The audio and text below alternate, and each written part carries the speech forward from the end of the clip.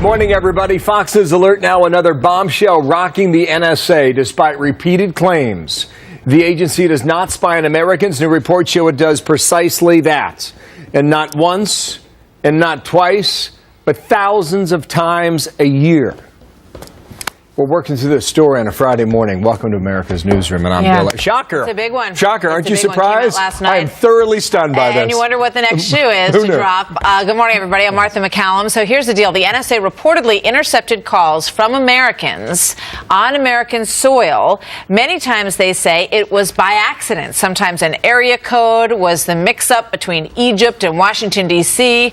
But either way, when these mistakes were made, although we've been told that the government tried to be as transparent as possible, nobody was told that those mistakes were made. And the information that we got in this report from the Washington Post last night comes from Edward Snowden, the man who leaked the initial information about the NSA program and now has temporary asylum in Russia. Funny how that works, huh? Yeah. Senior White House Foreign Affairs correspondent Wendell Goler is on vacation with the president at Martha's Vineyard.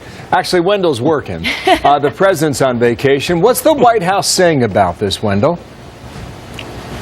Well, the White House appears to have been blindsided by this story. Officials are referring reporters to the National Security Agency and to Senate Intelligence Committee Chair Dianne Feinstein, who says in a written statement, quote, "We can and should do more to independently verify that NSA's operations are appropriate and its reports of compliance incidents are accurate." Now, the president has contended, while there is a reasonable debate over whether the NSA should have broad authority to intercept calls coming in and out of the country, there's no indication it's actually abusing that authority.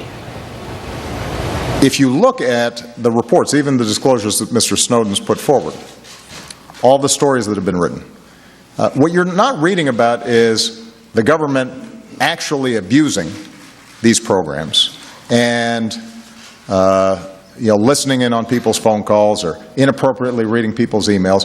What you're hearing about is the prospect that these could be abused.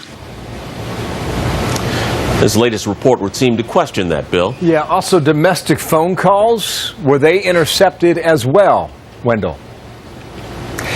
That appears to have been the result of a mistake, but it's going to make some lawmakers very angry. The audit indicates that someone mistakenly put in the area code 202 instead of the international code for Egypt, which is 20.